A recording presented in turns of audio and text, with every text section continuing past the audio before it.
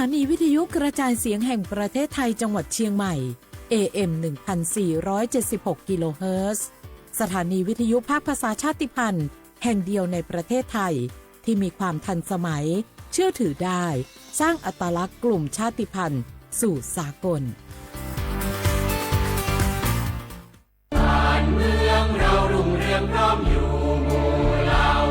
ชาติศาสนาพระมหากษัตริย์คือสถาบันหลักที่อยู่คู่ประเทศไทยมายาวนานความมั่นคงของชาติไม่ได้อยู่ที่ใครคนใดคนหนึ่งแต่อยู่ที่ความเข้าใจและความตระหนักรู้ของพวกเราทุกคนร่วมกันปลูกฝังความภาคภูมิใจในความเป็นไทยศึกษาประวัติศาสตร์วัฒนธรรมและคุณูปการของสถาบันหลักเพื่อส่งต่อความเข้มแข็งนี้สู่ลูกหลานเราคือพลังรักชาติร่วมสร้างสรรค์และปกป้องผืนแผ่นดินไทยด้วยจิตสำนึกที่ดีสำนักงานประชาสัมพันธ์ที่ 3 กรมประชาสัมพันธ์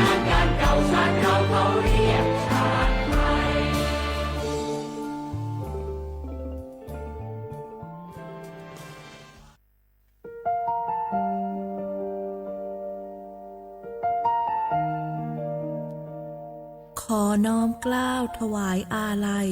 สมเด็จพระพันปีหลวงพระแม่แห่งแผ่นดินผู้ทรงเมตตาเหนือเกล้าขอพระองค์เสด็จสู่สวรรคาลัยข้าพระพุทธเจ้าข้าราชการและเจ้าหน้าที่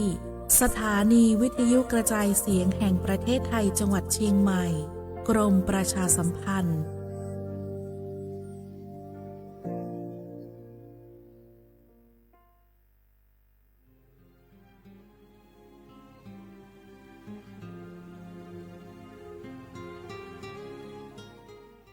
This is a moment of profound grief for the Kingdom of Thailand. We, the collective voices of Radio Thailand Chiang Mai, join the Thai nation in mourning the passing of our beloved Queen Martha, Her Majesty Queen Sirikit. Her life was a testament to the unwavering service, grace, and deep love for the Thai people. Our humble condolences and thoughts are with His Majesty the King, the royal family, and all the Thai people during this deeply sorrowful time. We will remember her forever.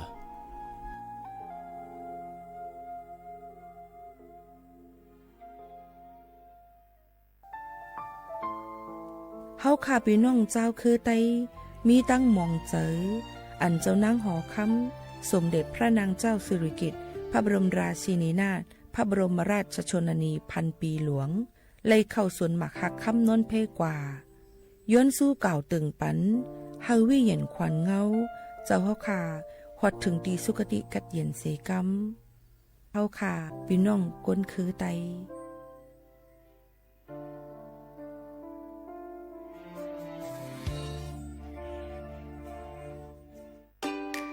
วันนี้คนไทยทุกคนที่อายุ 50-70 ปีตรวจคัดกรองมะเร็งลำไส้ใหญ่ได้ทุก 2 ปี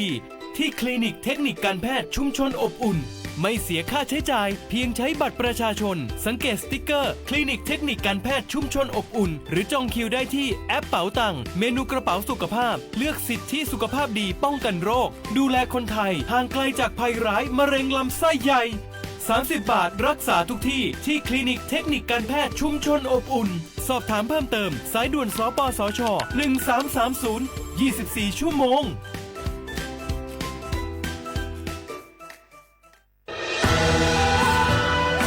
จากศาลากลางจังหวัดน่านหลังเก่าพัฒนาสู่การเป็นศูนย์การเรียนรู้นันทศิษย์ป่าคารโดยมูลนิธิรักป่าน่านนับเป็นพระมหากรุณาธิคุณที่สมเด็จพระกนิษฐาธิราชเจ้ากรมสมเด็จพระเทพรัตนราชสุดาสยามบรมราชกุมารีได้พระราชทานนามนันทศิษย์ป่าคารอันหมายถึงอาคารแห่งความรู้ทุกแขนงของจังหวัดน่านภายในประกอบด้วยห้องนิทรรศการเฉลิมพระเกียรติรัชกาลที่ 9 แสดงพระราชประวัติและพระราชกรณียกิจของพระผู้ทรงเป็นพลังแห่งแผ่นดินและต้นแบบของความเพียรรถพระที่นั่งอนุสรณ์แห่งการเสด็จเยี่ยมราษฎรในถิ่นทุรกันดารทั่วทุกภูมิภาคของไทยพิพิธภัณฑ์ศาลากลางจังหวัดน่านความทรงจำของอาคารหลังเก่าและการอนุรักษ์สิ่งสำคัญของเมืองน่านเทคโนโลยีกับมนุษย์จุดประกายความคิดสร้างสรรค์สู่การสร้างนวัตกรรมในอนาคต น่านซิมูเลชันแนวทางจัดการขยะที่ยั่งยืน เพื่อตระหนักถึงผลกระทบต่อสังคมเศรษฐกิจและสิ่งแวดล้อมห้องสมบัติน่านย้อนรอยสู่อดีตและความรุ่งเรืองของนครน่านผ่านเงินตรา เครื่องเงินและผ้าทอง เปิดให้เข้าชมฟรีไม่มีค่าใช้จ่ายตั้งแต่เวลา 9 นาฬิกาถึง 17 นาฬิกาหยุดทุกวันจันทร์และวันนักขัตฤกษ์มาร่วมอนุรักษ์สืบสารสร้างสรรค์ศิลปะวัฒนธรรมและวิทยาศาสตร์ของเมืองน่านคุณค่าที่น่าภาคภูมิใจ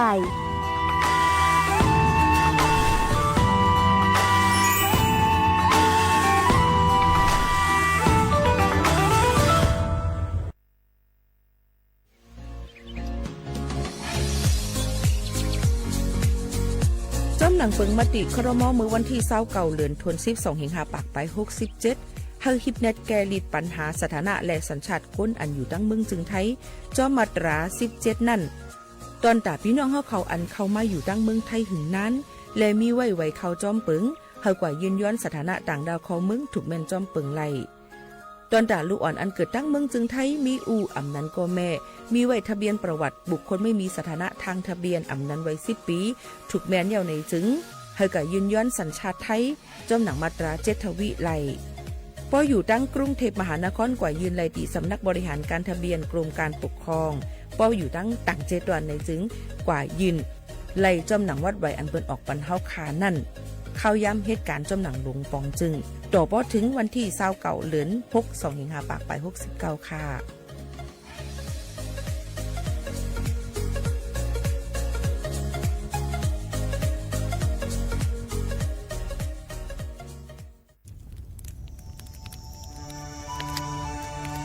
จ่องหู้คาหือก้อนโมก้อนไฟอันเผาอยู่ตีกลางป่างนั่นอ่ำเลยหายกว่าตั้งเลยมันเตเป็นฝุ่น PM 2.5 สีขึ้นมาเฮ็ดให้ป้ายอยู่หลีเฮาคาขึ้นในคาออลองลดย่อมปัญหาจังไหนในอ่ำหยาบค่ะเนื่องแวอ่ำเผายุกยักเหมือไม่ต้นเยอต้นเข้ากับในให้ในสวนเฮาเปลี่ยนมากองไว้จ้อมกันเสเฮ็ดเป็นฝุ่นสภาวะอ่ำนั้นแจกแพยุกยักเฮมันปอดถูกเมียนอีกป้าดังโฮมมือกันฟังด้วยไฟไหม้ป่าเถินเฮาขาดถูกดีเลยผูกต้นไม้น้ำเพิ่มปันปืนตีสีเขียวเฮ็ดเฮาจันล้มเสียนใส่ตาเฮากูก็เลยตั้งมุงมองเฮาลีเสฐานหน้ากอกับสืบปืนเผาตี3กรมประชาสัมพันธ์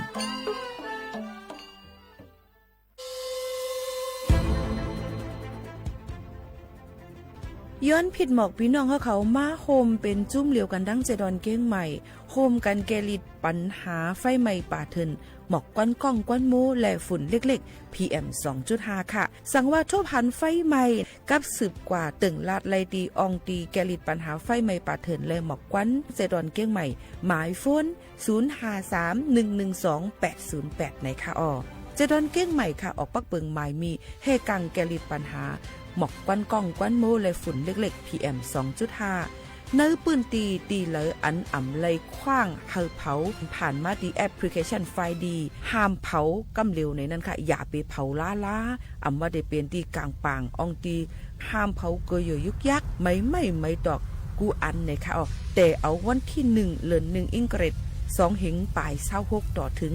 วันที่31เดือน5 2เหงปลาย26ในผู้เหลอเผาเฮ็ดผิดปักเปิงเตญ่าตัวต่ำตั้งผิดจำหนังปักเปิงหมายมีกำเหลวในนั้นค่ะเลยตั้งมุมมองไฮลีเซห้องการฐานฐาหน้ากอกับสืบเจดอนเก้งใหม่มาโฮมเป็นจุ่มเหลวกันดั้งเจดอนเก้งใหม่โฮมกันรักษาสภาวะฟิงตื้นเป็นเฮ็ดให้จันล้มถวยเจออันลีต้องฟ้าเสียนเสออ่ำมีหมอกก้อนกองก้อนโม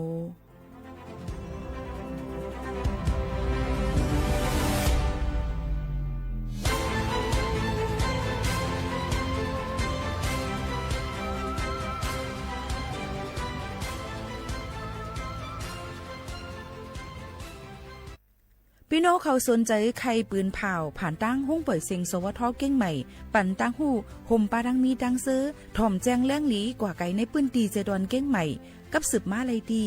สวทเก้งใหม่หมายฝน053-276-068และ092-246-8579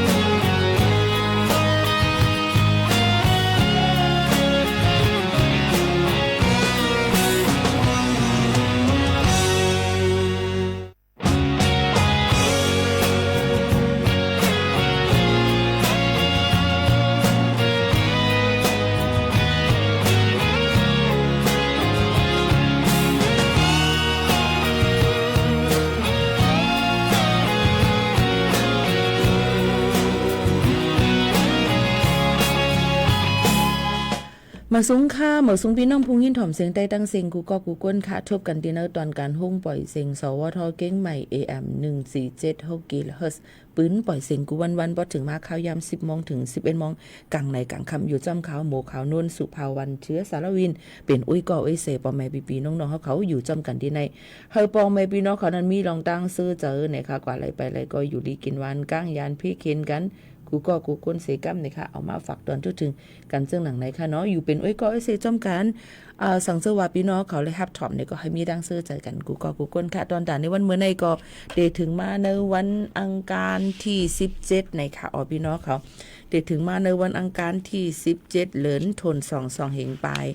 26ปีพุทธะ2เหง5ปากปลาย69ปีใต้2เหง1ปากปลาย20ปีก็3เหง3ปากปลาย87คู่ถึงมาเหลิน4เมอ1ค่ำในวันเมื่อในสีในนั่นค่ะหลายปีหลายตั้งเปิ้นก็ตอนด่าเจ้าคืออันเป็นพี่น้องเจ้าเขเขาแล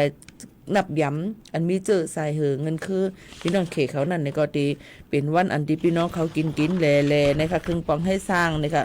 ก็เปิดร้านเปิดเสียงในก็เปิ้นก็ติดปิกไว้ตอนน่ะพี่น้องเจ้าเขเขานั่นนะคะเนาะอันนี้ก็เอามาฝากตอนจูถึงปอไม่ปีน้องๆเขาให้เลยครับผู้ให้เลยยินถ่อมจ้อมกันทางจังหนังในนั่นค่ะออนตั้งในเดียวออนเอาพี่น้องเขามาถ่อมด้วยข่าวเงาฟิงฟ้าราศีกันอีกอ่อนนึงค่ะพี่น้องเขาค่ะฟิงฟ้าราศียังพองแต่เหลวนั่นก็มันใกล้แปลกเปิงแหลกลายในนั่นค่ะยก็ดูไล่ฟังกันไว้ในนั่นค่ะพี่น้องเขายังติมีฝนตกลงมาอยู่บางพื้นที่ในค่ะเนาะในวันที่18ในกว่าในค่ะเนาะพี่น้องเขาค่ะซึ่งหือกอลีค่ะยก็ติไม่เฮียงตัวเนี่ยว่าได้เป็นดังปอดของจึงไทยปอดอีสานจึงจังไหนค่ะเนาะเพราะว่าไว้วันมากลางวันมาก็ติไม่เฮียงเตอเหลือถึงหมอก43องศาเซลเซียสในนั้นค่ะอันนี้ก็ถูกดีไล่ฟังกันไว้จ้อมในนั้นค่ะก็มาฝากเตือนถึงพี่น้องเขาให้เลยฮับผู้ให้เลยยินถ่อมจ้อมกันในก็ตอนด่าเจ้าให้เจ้าสวนเจ้าหน้าเขาถูกเลยเก็บนำไว้เจอมือพองข้าวแห้งแหล่งในก็ถูกเลยหังเฮียนกันไว้เก็บนำไว้เจอหนังในค่ะพี่น้องเขาค่ะโยก็ตั้งเมื่อหนังตั้งตาแป้ตั้งตาแป้ว่าตั้งพักตู่ตาแป้ค่ะเนาะโยก็เดี๋ยวมาตั้งตอกเหล่าโจ้นั่นเนี่ยก็เหมือนในเป็นปิกเซนตาสายตั้งไว้พี่น้องเขาดีกว่าเนี่ยก็ฟังกันไว้มือกลางย่ำพองแต่เหลวใน1 ชั่วโมงปนมาในค่ะย้อนไปว่าเป็นตรุษจีนใช้หน้าเท้าเก่งใหม่นี่ค่ะเนาะโยก็ตั้งกินตั้งยำก็เหมือนหังกาไว้นะคะตอนดับพี่น้องเจ้าเขตเขาซึ่งคือกอลีค่ะเพราะว่าดีกว่าแหล่แล้วก็เฮาฟังอยู่ฟังกินกันโยก็คุกของเครื่องใจอันลำลองพี่น้องเขานั่นก็เก็บซิมไว้ลีๆในนั้นค่ะเอามาฝากตอนถึงประมาณปีน้องๆเขาค่ะเที่ยงอันนึงก็จะแล้วในถูกรีเลยไว้ฟังกันเที่ยงรองนึงเหมือนหนังว่าเอาลวดกว่ากำไว้ให้ไหนค่ะจอมตีก้นอันมีแห่งตื่นล้างก่อนหนึ่งนั่นขนาดก็กะเพราะว่าก็เอาลวดมากขึ้นก็มีลวดจังไหนค่ะถามก็จังหือก็บล็อกไว้นะคะนี่ก็เป็นเที่ยงนึงลองตีเฮาค่ะถูกรีเลยไว้ฟังกันจอมในนั่นค่ะลองตั้งจังหนังไหนค่ะเนาะนี่ก็เอามาฝากฟังไว้ปันปอไม่ปีน้องๆเขาค่ะเยก็ลองหลอดเพจอมเสียนตากสายตั้งก็นั่งตึกหลุเลยฟังกันไว้บางตีมาเปิ้นก็ได้มีเพจกึ่งกลางกันเกิดขึ้นมากูขิงกูข้าวไหลนั่นขนาดเนาะฝากเตือนถึงพี่น้องเขาจังหนังไหนค่ะเยก็เปิ้นก็ลดย้อมลองการเผานะคะย่ำพองแต่เหลียวย้อนเบว่ามันเป็นพองอันดีเมืองโมหมอกกวนกล่องกวนโมมีค่าฝุ่น PM 2.5นี่ค่ะพี่น้องเขาถูกลีไลเงื่องแวลองการเผานะคะยกก็ปีใหม่เขียนให้เปิ้นก็ให้ลดย้อมการเผานั่นค่ะเนาะมันสิเป็นเจว่าจุดนั้นเตียนหอมจังหนังในหนังคือปกติลดย้อมฝุ่น PM 2.5จังนั้นค่ะนะอันนี้ก็โยก็เปิ้นอำปันเผาไม่ดอกบาไม่ถึงคือเจมจังไหนเพราะว่า6ทั่วผ่านในจึงเนี่ยตัวตามตั้งพิษมือตามเงินแล้วทุกขอกนั้นก็ตั้ง2อันเชียงลูกก่อนนี่ค่ะอันนี้ก็ออกมาฝากฟังไว้ปันปอแม่ปีน้องๆเขาให้เลยยินถ่อมจ้อมกันค่ะมาด้วยข่าวเงาปรับคำเมืองสีเหลืองเมืองโฮมตุ่มนะคะพี่น้องเขาถ่อมด้วยลิค่ะเนาะปรับคำเมืองสีเหลืองเมืองโฮมตุ่มอันเจ้าตื้อไว้อยู่ยามเหลียวนั่นฝ่ายห้องการพ้องลงในเมืองเขาหังแฮนจัดแผนเดลายเปิงสีขึ้นจันเฮ็ดเป็นดิจิทัลพาสปอร์ตนั้นก็พาสปอร์ตนะคะเปิดตาที่ให้มีลองห่มรวมเนี่ยนามาเตอร์เก่าหรือสิเก่าเที่ยงจังไหนค่ะพี่น้องเขาถ่อมได้ลีค่ะนะพาสปอร์ตเมืองโฮมตุมเมียนมาเมืองโฮมตุมเมืองมานั่นค่ะนะเนาะอันเป็นปรับสีเหลืองนั่นนะคะอันก้นเมืองโฮมตุมอันกูก็เจ้าตื้ออยู่ย่ำเดียวในห้องการพ่องลงกดทัดก้นเข้าออกเมืองเขาจางกดทัดข้อมูลก้นเจ้าตื้อแต่ต่อแหละจางจังหังเฮียนไว้ตอนตาดีแลกลายปึงการเจ้าตื้อไลเฮ็ดออกปรับคำมึงอันเหมือมาในนั่นค่ะผู้มีจันนะคะก็อันจำเจอกันตั้งผู้ใหญ่ก้นหลวงในห้องการพ่องหลวงในเมืองนั่นลาดว่าการปิ่นแลกลายเฮ็ดออกปรับคำมึงอันเหมือนั่น เหมือนกันตั้งไล่อันลูกดีหมายฝังแหลกเป็นสวัสดิการนั่นก้วยหนังเก่าปรับคำเมืองอันตีอันเคยเรียกอันเหมือนนั่นซ้ำเนื้อมันตีใส่ไว้ปากชิบอันป้านั่นเสข้อมูลส่วนตัวก้นก็อันยิบปรับตั้งเสียงนั่นเลยค่ะเมื่อหนังตัวอย่างลายนิ้วมือ5สายตาหามันตาจำเจนั่นเนี่ยเจ้าไหนตีเอาเครื่องจักรสแกนเจอไล่ดิจิตอลสีใส่ปันไว้เหมันปอเจเจพอเฮ็ดนั้นจังเตเปิ้นติจังเฮ็ดปรับคำเมืองอันปลอมมันไหลจังไหนค่ะพี่น้องเขาอีกหนึ่งเอารายการเมืองแหลกหลายเสภายหนึ่งก็ห้องการพ่องหลวงปักเมืองปักเปิงพึงเมืองไต้อันน่ะพ่องงำซึกมันเขาคัดเจอปิ่นแลกปันเนี่ยค่ะเขียนเตรียมหมู่เปิงเหมอเกี่ยวกับเรื่องลองปรับคำเมืองห่มตุ้มเฮาเป็นตั้งการมาอยู่ค่ะเมื่อวันที่11เดือนธันวาคม2เหงปลาย26นั่นห้องการหลวงในเมืองและข้าหาบการขุนเจื้ออยู่ใต้อำนาจซึกมันนั่นจัดเฮ็ดบางกลุ่มเกี่ยวกับไปลองปรับคำเมืองพาสปอร์ตเมืองโฮมตุมสีลาดกว่าว่าหมู่เปิงปรับคำเมืองโฮมตุมอันใจตื้ออยู่ย่ำเดียวในง่ำเมียนกันตั้งเงาลายย่ำเหลียวเลยจังเลยหางเฮียนจัดแผนแต่ได้เขียนเตรียมจัดเฮ็ดเปิงใหม่จังไหนค่ะอ๋อก็เดเลยว่าจังหือหลังง่ายๆพี่น้องเขาค่ะปรับคำเมืองโฮมตุมอันเป็นสีแดงเมืองมานั่นเปิ้นได้ฟังชิบกว่าเปิ้นได้เอาปืนข้อมูลส่วนตัวเฮาค่ะปื้นตัวเฮาค่ะนั่นเอามาได้เป็นห้อยนิ้วมือมันตาสายตาเฮาค่ะเปิ้นเอาใส่ไว้กันในนั้นหมดหนังหือบ่ได้มีอันปลอมเมียก็ฟังกันไว้ตอนตาก้นจะจื้ออันนี้ไว้หลายๆจึงมึง2จึงมึงเนาะเมื่อหนังมึงไทยมึงมันก็ว่าตั้งในเป็นปรับ10ปีตั้งปุ่นจำเป็นพอเด็กก่อนนอกเมืองทำใจพาสปอร์ตเมืองมันอันจะในโหลไหลฟังกันไว้ได้ย้อนบ่ว่ามันได้เข้าเปิงดิจิทัลอิเล็กทรอนิกส์นี่จึงตีจางเฮ็ดให้มันฮู้เลยกำเหลียวก้นในมีไว้อย่างอีสังพองจังไหนคะย้อนเปิ้นนั้นพี่น้องเขาก็ถูกดีเลยเลือกเจอวัดไว้อันที่พี่น้องเขาถูกดีเจออันที่ตั้มเจอที่สุดอันเดียวนั่นกุ้ยในนั่นค่ะในก็เอามาฝากฟังไว้ปั่นปอมให้พี่น้องเขากูกวนจังหนังไหนค่ะเนาะสังว่าใครฮู้เพิ่มเติมแทงในก็ต้องถามกันเข้ามาถามไล่ก็กาวาเพราะถามมาเนี่ยพี่น้องเขาก็ได้เลยมีหลักฐานอย่างสิก่อนเพราะว่าถามว่าวัดคานี่รู้จ่องไรวัดคารู้จ่องไรเนี่ยก็ลัดหยับเนี่ยในค่ะเนาะลองตั้งอันในพี่น้องเขาก็รู้เลยไว้ฟังกันไว้จ้อมไหนค่ะเอามาฝากฟังไว้ปันปอมแม่ปีน้องๆเขาจังหนังไหนค่ะเนาะเอาค่ะหรือใจถ่อมได้เพียงกว่ามันหูถูกใจกัน1หูกว่าจะขึ้นมาอบโอ้จ้อมกันแห่งกับ1ค่ะ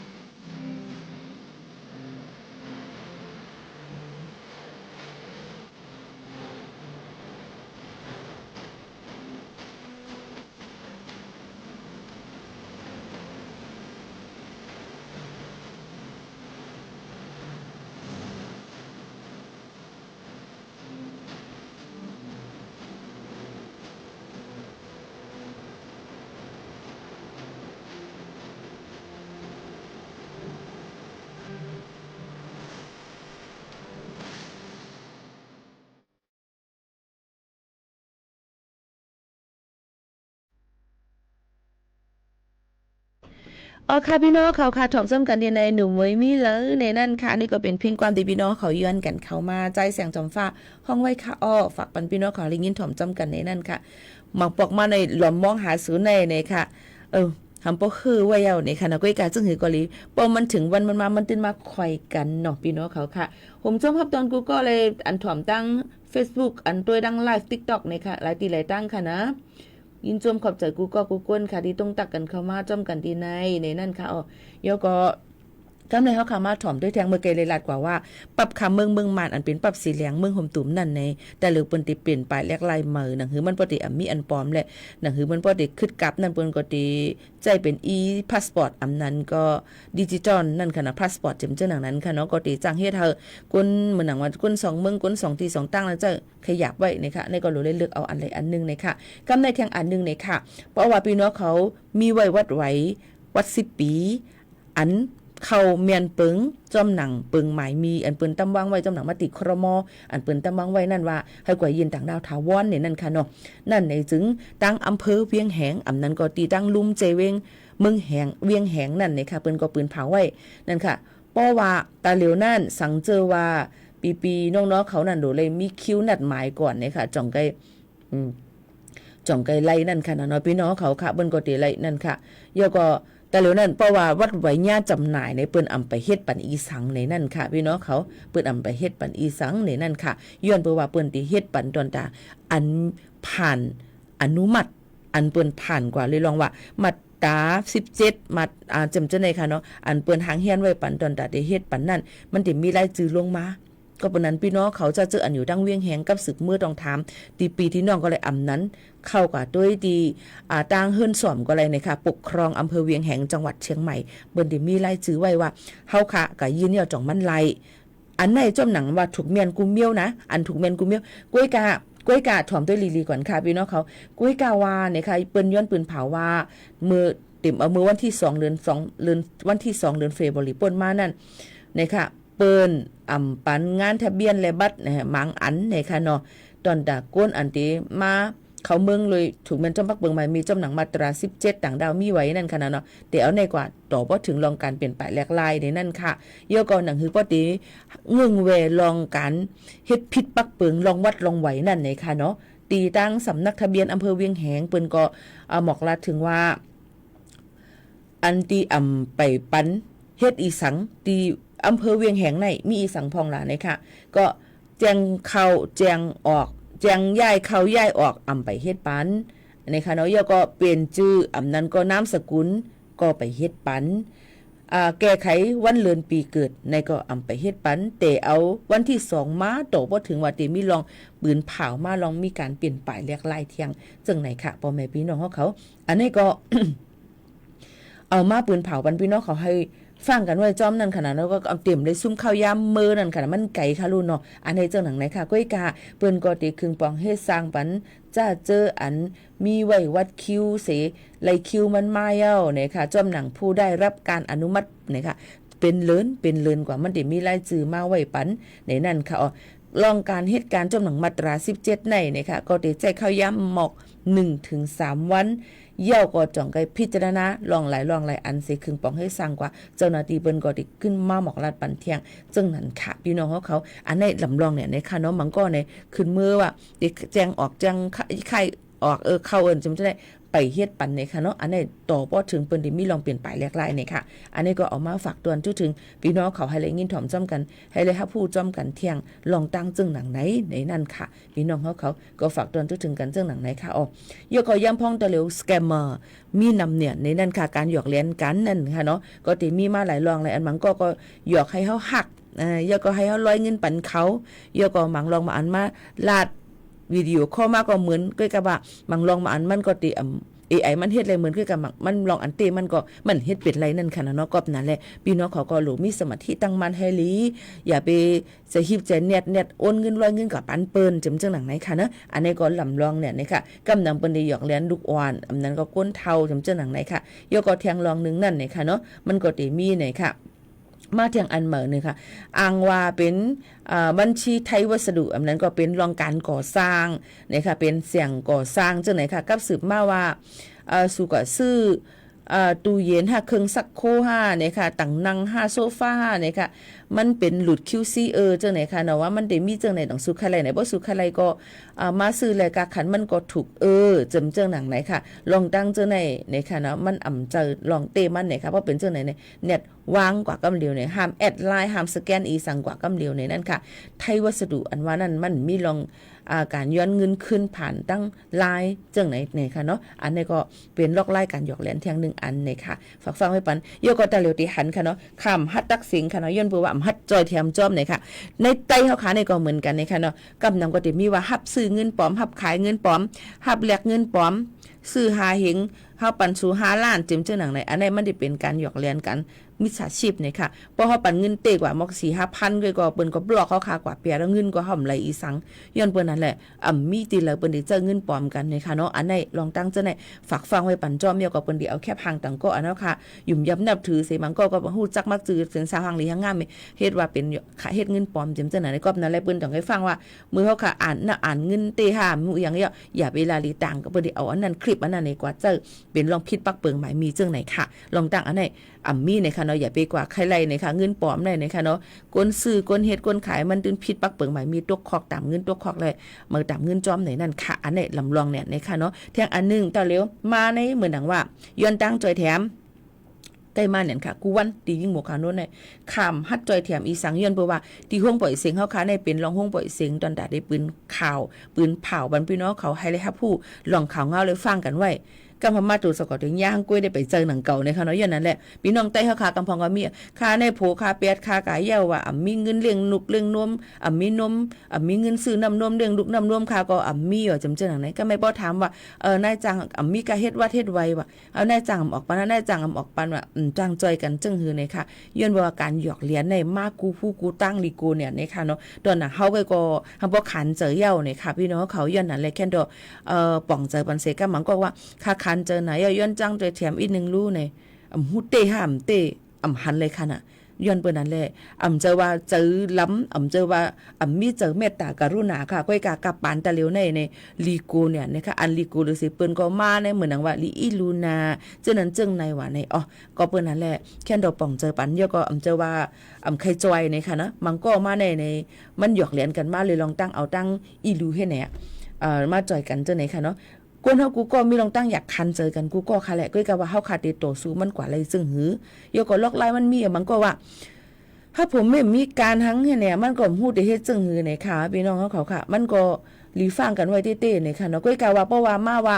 ย้อนตางปืนเผาปันให้จ้อมหาก็เป็นปีเป็นน้องกันนั้นกันในก็ยังตึกเหมือนเก่าก้อยหนังเก่าเนี่ยนะคะเพราะเป็นเกี่ยวกับเลยว่าย้อนเงินอีกนึงจอยแถมอีกนึงจำเจ้าหนังไหนเสฮู้ว่าเตเตในแต่ก็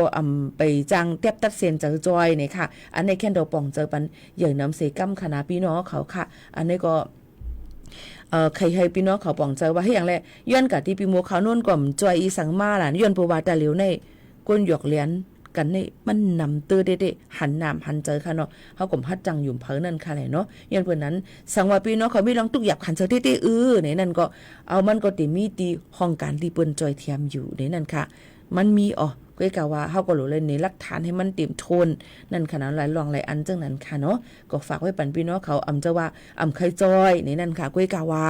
เฮาค่ะกับสืบพากันเหนือออนไลน์คันตั้งใจแถมมินค่ะค่าคันจอยไหนเอาค่ะมันก็เป็นซึกค่าเป็นซึกค่าย่าหมัดเจ็บไว้ค่าในในเย็บที่คือค่าในเนี่ยหันดู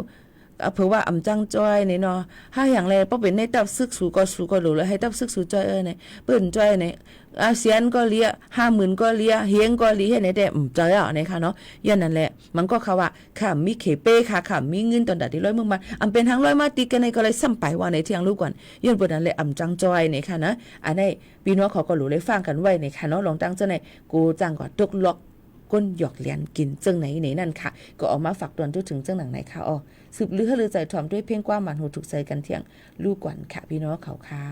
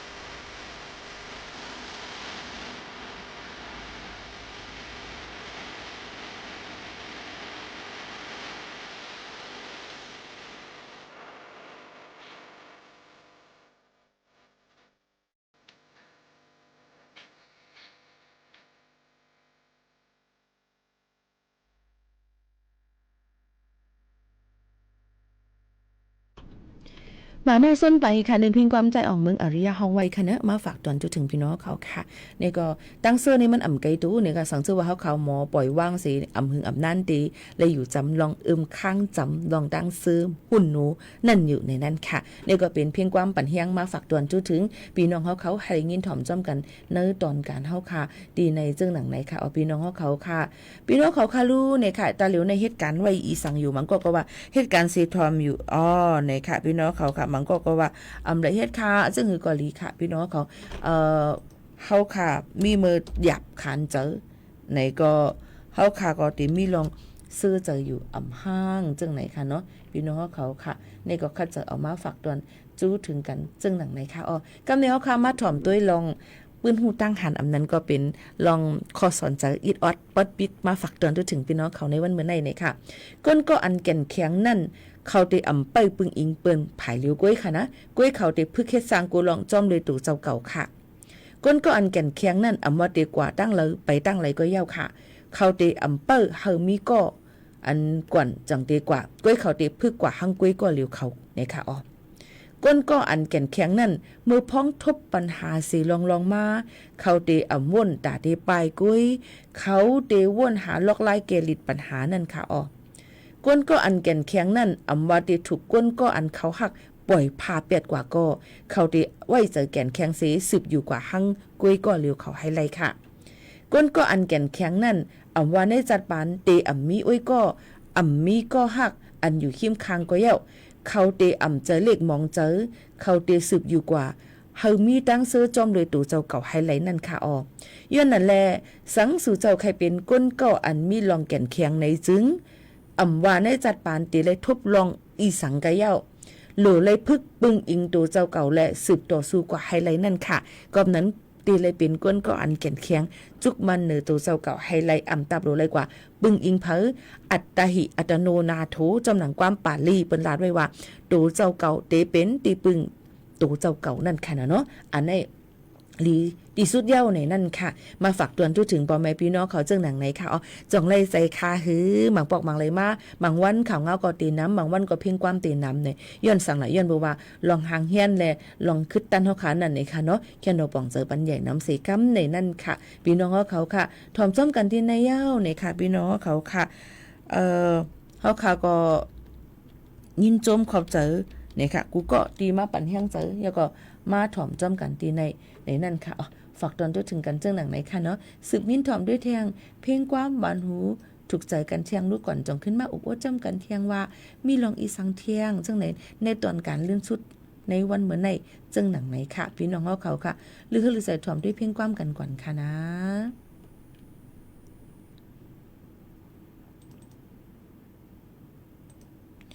ตอนน่ะเพ่งความอันเดเปิดปันพี่น้องเขาลิงินถ่อมก็ได้เป็นเพ่งความเก่าๆใจสายเมาห้องไว้อันพี่น้องเขาย้อนกันเข้ามานั่นในค่ะสิบกินถ่อมจ้ำกันค่ะจู่เก่าในค่ะ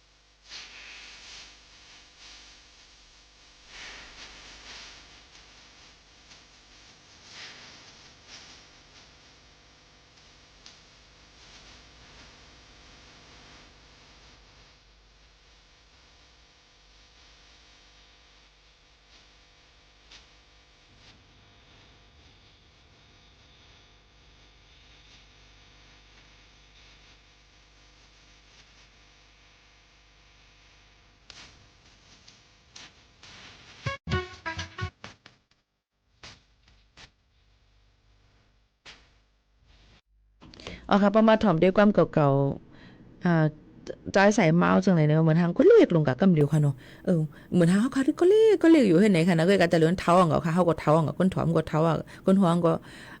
รับตาลืมเมืองกว่าเย้าเนี่ยค่ะเนาะเลยลองตั้งเป็นเต็มเจ้าหนังไหนค่ะก็ดีเลยว่าลีเสหลายมองเจอเด็กๆตอนนั้นก้นอันกัดเขียนโรงเรียนก็ลู่หายตายกว่าให้ในกำนำเย้าในนั้นค่ะเนาะพี่น้องเขาค่ะตัวหนังสังตูเฮาก็ฮู้วันเกิดก็ขนาดฮู้วันตายค่ะลงย้อนเปิ้นนั่นแหละมือพองมีอาศักใส่ใจอยู่ในคึงปองให้สร้างกว่าให้มันเป็นรองลีเนี่ยค่ะ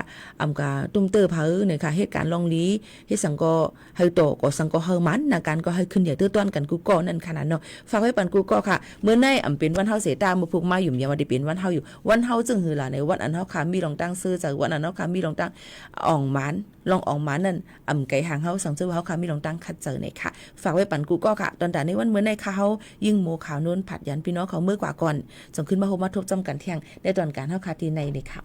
ผัดยันเมื่อนั่งเพียงก็มาหนูถูกใจเก่าๆเที่ยง1หู2หูกว่านี่ค่ะนะจังขึ้นมาอุจำกันเที่ยงกำนึงค่ะนะม่อนค่ะมือสูงค่ะ